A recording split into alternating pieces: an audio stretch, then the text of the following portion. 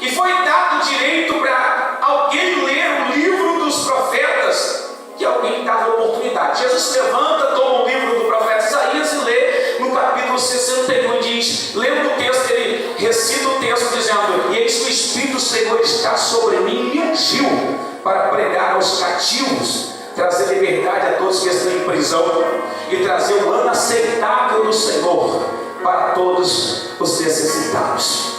Quando ele prega isso, ele fecha o livro e a Bíblia diz que ele é expulso da própria Nazaré e da igreja, da sinagoga, porque ele está se fazendo o Messias e eles não aceitam, e ele é expulso dali. A Bíblia diz que ele sai dali e então ele vai para a região de Cafarnaum. Cafarnaum era o portuário, era o centro comercial da Judéia. Então a Bíblia diz que quando Jesus vai para Cafarnaum, quem morava lá? Pedro, Simão. A Bíblia diz que Jesus é chamado para entrar na casa de Simão Pedro. Por quê? Porque a sogra de Simão Pedro está doente para morrer. E a Bíblia diz que Jesus vai até a casa de Simão, chega lá e vê a sogra de Pedro doente. E a Bíblia diz que ele toca nela e a febre vai embora. A mulher curada se levanta e começa a servir a Jesus. Nesta mesma casa, a Bíblia diz que, na sequência do texto, a Bíblia diz que Jesus volta para esta casa e uma multidão sabe que Jesus está em casa e leva um paralítico, no texto bíblico conhecido como paralítico de Cafarnaum. Levam o paralítico por 4 amigos e levam pelo telhado e colocam o paralítico pelo telhado, onde Jesus estava dentro da casa. A casa estava abarrotada, Jesus pregando, todo mundo queria se aproximar de Jesus. O paralítico desceu e Jesus agora dá ordem para a paralisia ir embora, mostrando que ele tinha autoridade, não só para perdoar pecado, mas também para curar toda enfermidade no seu santo nome. A Bíblia diz,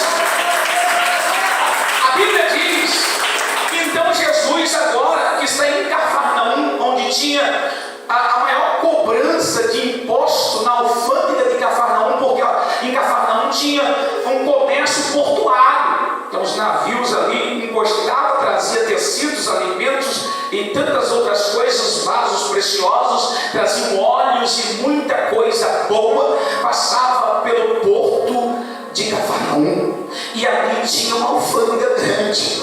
A Bíblia diz que Jesus, então, depois de curar o paralítico, ele vai para o mar da Galileia, aonde ele chama Simão Pedro, depois de Pedro ter retornado de toda a noite, ter trabalhado e não ter apanhado nada. A Bíblia diz que Jesus chega para Simão Pedro na margem do mar e diz: e aí, Simão, foi bom tua noite, o teu trabalho? Ele diz: nós trabalhamos bastante, mas não apanhamos nada. E Jesus então diz para Simão Pedro: pega a tua rede, chama teus companheiros, entra no barco e vai ao alto mar e lança a rede à direita do barco. E Simão está questionando, diz: Senhor, nós trabalhamos a noite inteira. E Jesus diz: vai lá, Simão. Simão pega a rede, chama os companheiros, vai até o alto mar, lança a rede e pega 156 grandes peixes. Admirado pela explosão, não só da pescaria, mas do poder que foi transmitido sobre ele, ele volta e diz para Jesus: afasta-te de mim, Senhor, porque eu sou um homem pecador. E Jesus diz: Simão, vem cá, Simão, fica tranquilo, porque a partir de hoje eu estou te chamando para que tu deixe o barco, a rede e os peixes, porque a partir de hoje eu vou te fazer pescador de homens. Tu vais ser ganhador de almas e o meu nome vai ser glorificado sobre a tua vida.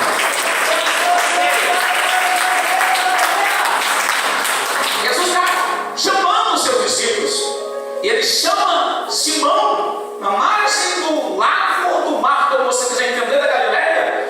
E Simão agora deixa tudo e a Bíblia diz que ele segue a Jesus.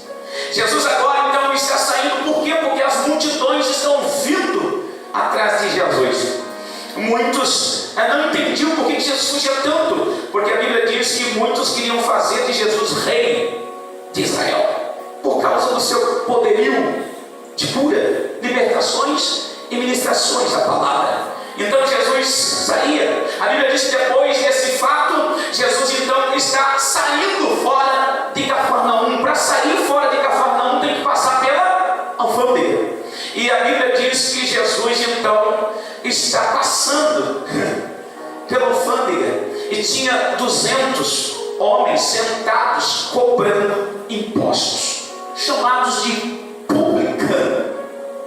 Esses publicanos, eles eram detestados pelo seu próprio povo. Por quê? Porque os publicanos, eles tinham um método de cobrar imposto para eles enriquecer. Por exemplo, se você tinha um melão para você vender e você colocava o preço no melão de R$2, o publicano chegava lá na tua fruteira e olhava para o melão que você colocou o preço de R$2 e o publicano colocava o valor de R$5 no teu melão.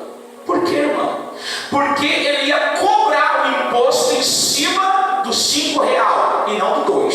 Por quê? Porque ele queria enriquecer. Quanto mais imposto ele cobrasse, mais rico ele ficava. Então os judeus que tinham seus comércios, eles não tinham muito direito algum, eles continuavam escravizados e pior, pelos seus próprios irmãos. É por isso que os judeus odiavam os publicanos. Segundo o texto bíblico diz que o dinheiro dos publicanos não era aceito no templo, nem era aceito para dar esmola. Não se recebia o dinheiro dos publicanos para fazer troco. Dinheiro de publicano, os judeus não queriam para utilizar em nada, porque sabia que era um dinheiro amadurecido. A Bíblia diz então que Jesus vai passar agora pela alfândega, onde está 99 publicanos cobrando imposto e mais um chamado Levi, conhecido como Mateus.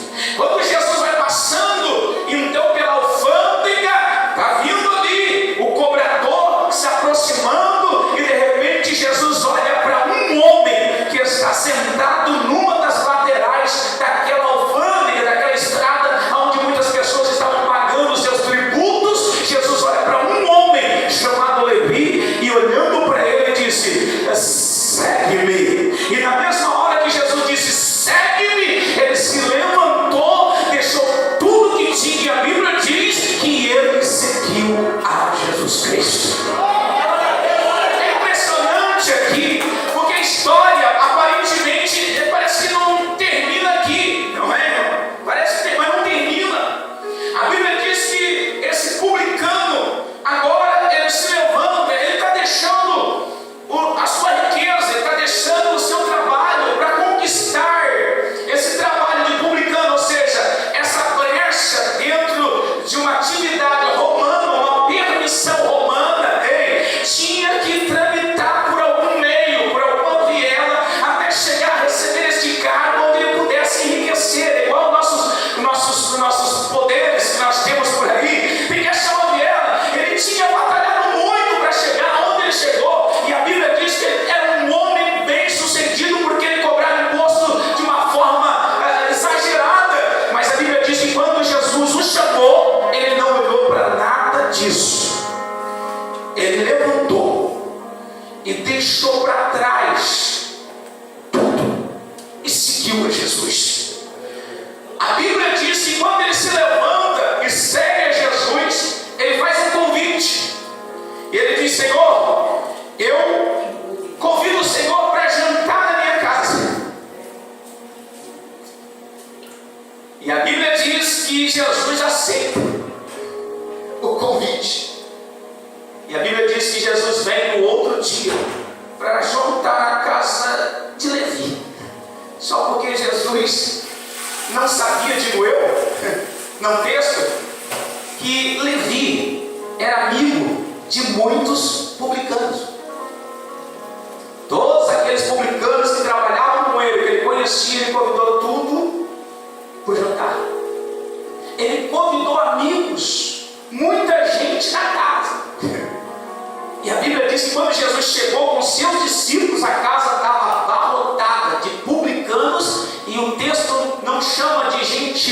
chama de pecador, publicano e pecadores. Era uma classe desprezada, ninguém queria estar no meio deles. E a Bíblia diz que Jesus agora, sendo um dos maiores rabínicos, ou o maior rabino que operava milagre e maravilha, tinha autoridade naquilo que falava, ele entrou no meio de pecadores e ele dizia ser filho de Deus. Irmão, ninguém acreditava como hoje, muita gente ainda não acredita, que Jesus, ele habita no meio dos pecadores. Isso parece certo, porque o nosso Deus é um Deus santo. E quem diga que quem é santo não pode estar do lado ou no meio de alguém que está contaminado. Essa era a ideologia dos judeus da época.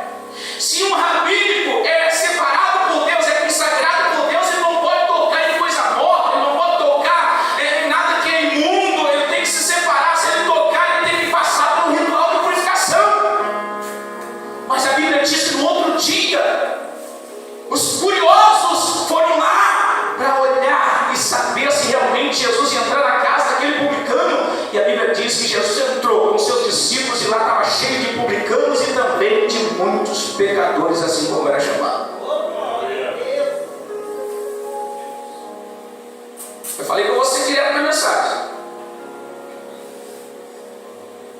Eu vou abrir um parente aqui, irmão, porque nos dias em que nós estamos vivendo, nós estamos passando por uma fase semelhante a esse texto bíblico. Tem muitas pessoas que estão se fazendo santos demais, mais santos do que o próprio Deus. Tem pessoas que se acham melhores umas do que as outras. Tem pessoas que se fazem santos. Irmão, se é para nós se fazer santos, nós temos na igreja errada. Perdão aos irmãos católicos que estão aqui. Mas o lugar de fazer santo não é aqui. Tem outro endereço, onde eles constroem e fazem santos. A Bíblia diz que Jesus, vendo esse cenário, entrou no meio de todos eles como numa normalidade. De repente, começa a acusação. Os escribas, que eram os homens mais conhecedores de Bíblia, ou de Torá, de mandamento, o problema é esse. É quando muitas pessoas dizem conhecer a Bíblia e não praticam ela. O problema é conhecer demais a palavra na sua literatura, no conhecimento de Escritura, mas não pratica o que a Bíblia manda praticar. Era isso que os escribas faziam naquele momento.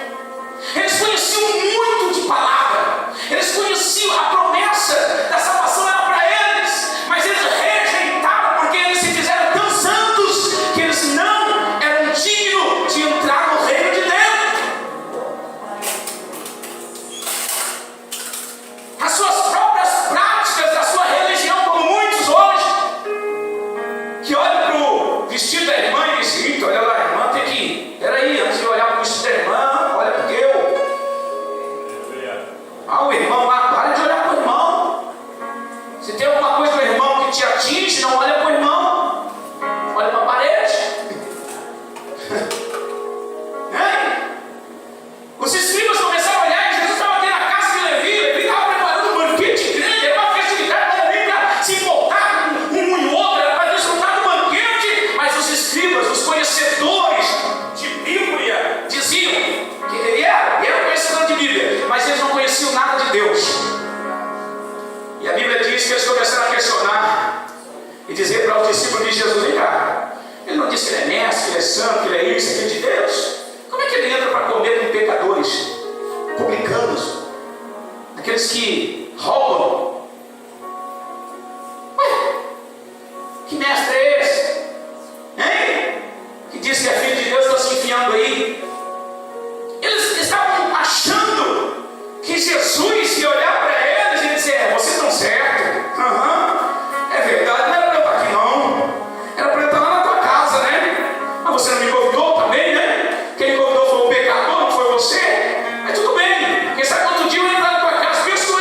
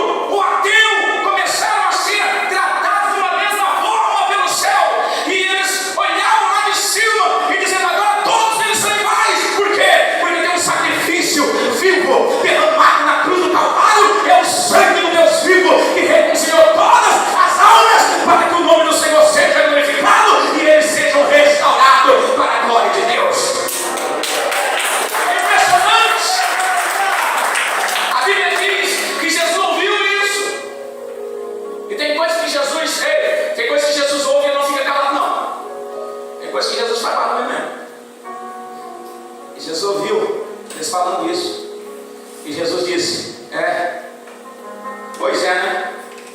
Mas vocês têm que entender uma coisa: que os que estão são não precisam de médico, mas os que estão doentes, esses precisam.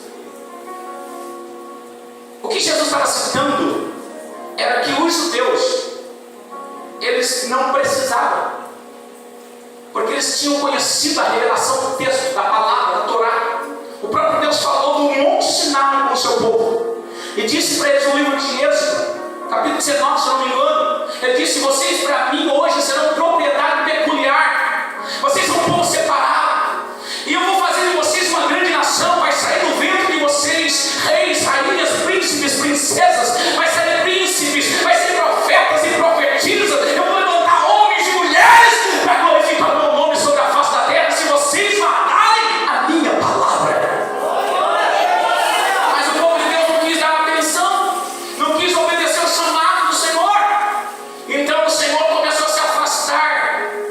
E para onde o Senhor foi? O Senhor foi se aproximando daqueles que estavam desgarrados, perdidos, aqueles que tinham se distanciado por um motivo ou outro, igual a Levi, que tinha se entregado uma prática, criado na fé, que tinha se decepcionado por alguma coisa na sua vida e tinha investido na sua vida financeira, esquecendo do melhor, que era investir na vida espiritual. Alguma coisa aconteceu na vida de Levi, não foi só uma oportunidade que ele aproveitou, alguma coisa interrompeu a construção do seu corpo espiritual na comunhão com o Espírito Santo. E a Bíblia diz que Jesus enxerga onde o homem e a mulher não enxerga. Ele enxerga no íntimo, no profundo de cada um de nós. Eu fico entendendo Deus falando comigo, dizendo: não importa de domar aonde o diabo tentou cortar o nosso relacionamento, aonde o diabo investiu para tentar te parar, aonde o diabo lança uma seta para fechar o teu sonho de atualmente, eu vou continuar a obra na tua vida, para que meu nome seja glorificado e tu vai ser uma bênção,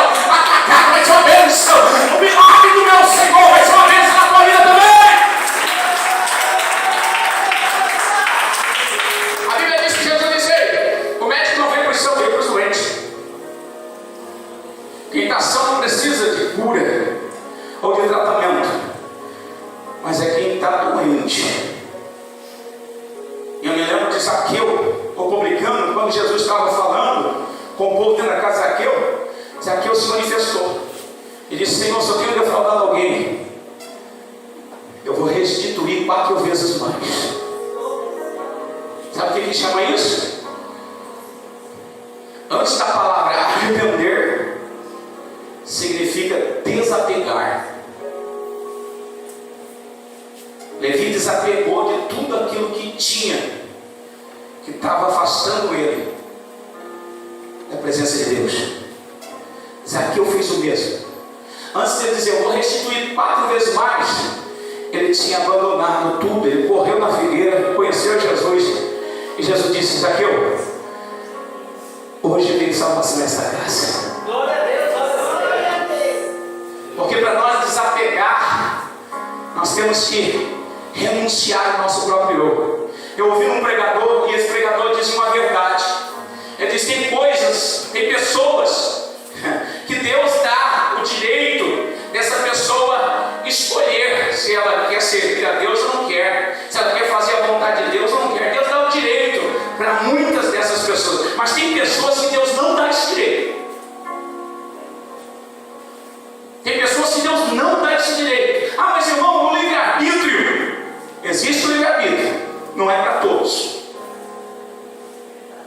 Tem algumas pessoas que Deus não aceita você dizer não.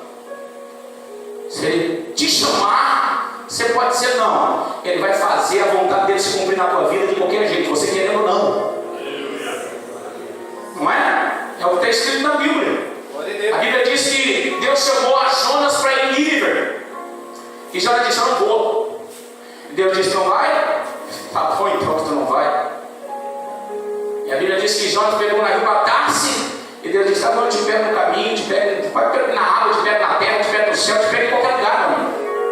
E a Bíblia diz que Deus fez com que no mar soprasse um vento. E lá Jonas foi lançado para o mar e do mar no seio do animal marítimo.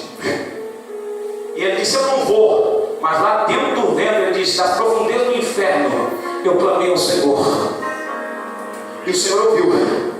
Quando ele mudou de ideia, ele disse: se o Senhor me deu uma nova oportunidade, agora eu vou fazer a sua vontade. E Deus fez o peixe vomitar ele lá nas praias de Nínive e disse: ei, agora vai e prega para os indivíduos e fala o que eu te mandei, porque eu tenho 120.000 almas para salvar neste lugar.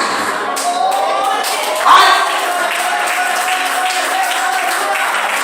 Talvez tenha alguns de nós que estamos tentando fugir da presença de Deus. Para onde fugirei eu da presença de Deus? Salmo 139. Se eu subir até o céu, lá ele vai me abater. Se eu descer até as profundezas da terra, ele vai me achar. Se eu tentar me esconder atrás das estrelas, dos astros luminosos, a mão de Deus de lá me tirará. Por quê? Porque o Senhor me cerca em volta e não tem para onde eu fugir da sua presença. Alguns estão tentando fugir da presença de Deus. Não fuja, faça igual a Levi. A Bíblia diz que Jesus passou pela alfândega e disse: segue-me. E a Bíblia diz que Levi se levantou, deixou tudo e seguiu a Jesus Cristo. Eu não sei o que está te prendendo, te amarrando, te segurando. Eu não sei o que está fazendo você retardar o processo de Deus na tua vida. Não faça isso. Atenda o chamado do Senhor. Faça igual Isaías depois da revelação e de uma conversão. Eu vejo isso como uma conversão em Isaías 6. E depois da conversão ele disse: eis-me aqui, Senhor, envia-me a mim. É interessante quando Deus te chama. A Bíblia diz que Ele chama você e eu pelo nosso nome.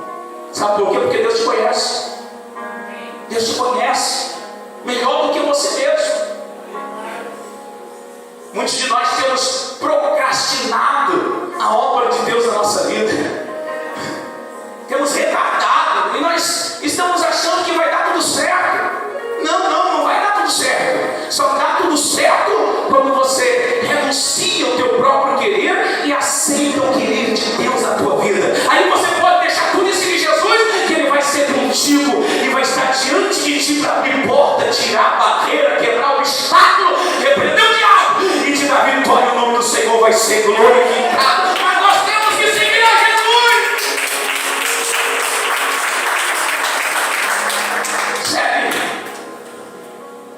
E a Bíblia diz que Mateus se levantou, seguiu a Jesus em uma janta. E lá nessa janta a Bíblia diz que Jesus mostrou para todo mundo que aquilo que os judeus que conheciam palavra, conheciam Bíblia, não fizeram.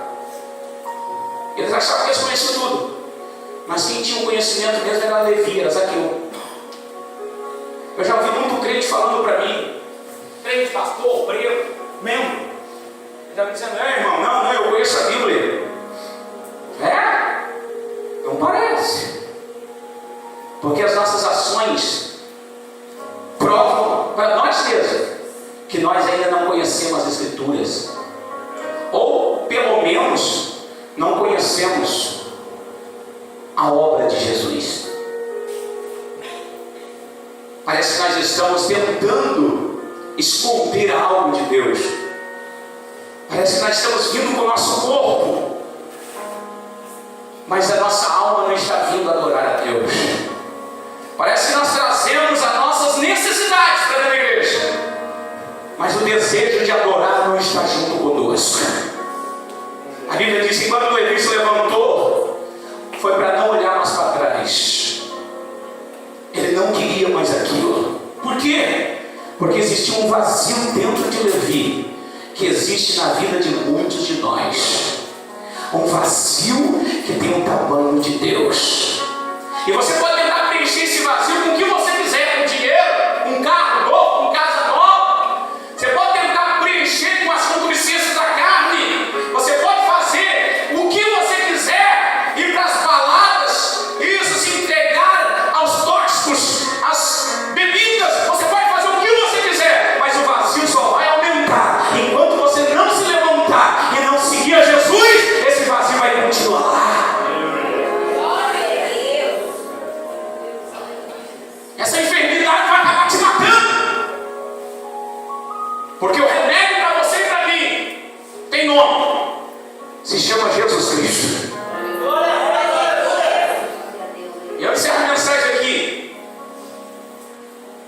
Porque para onde nós estamos indo? O que nós estamos fazendo? Estamos sendo igual aos escribas e fariseus, sendo religiosos?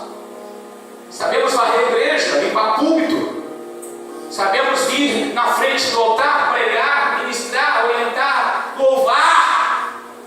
Eu quero saber se nós sabemos fazer aquilo que Jesus mandou nós fazermos. Amar Deus, em primeiro lugar.